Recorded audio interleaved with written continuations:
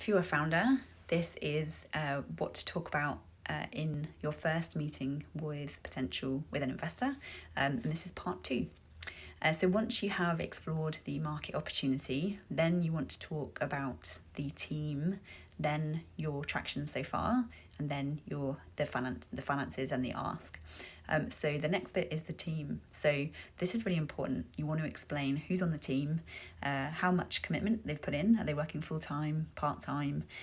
What skills gaps do you see that you have, and how might you fill them in the future, so that the investor that you're chatting with knows that you are thinking hard about the skills that you need into the future.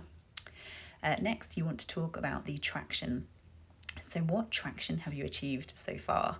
And typically, I often see founders talking about awards that they've won or accelerator programs that they've got into. And this is limited in terms of what it tells an investor about your traction. Instead, you want to focus on what are the risks in your business model that you have mitigated so far. Have you done user research that validates that you're actually building something people want to buy? Have you been able to get any partnerships? Have you been able to experiment with your pricing hypotheses and your revenue strategy? What have you learned? What have you tried and it hasn't gone as well as you thought, so you've learned from it?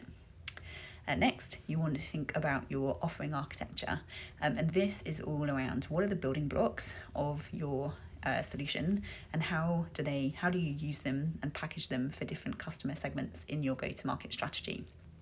Next, what is your product solution showcase? And this is all around what is the experience that your customers have when they're both buying and using and telling other people about your product. How does it fit within their jobs to be done, and how can they use it to help them be successful? And next, you want to talk about your pricing. So what is your revenue strategy?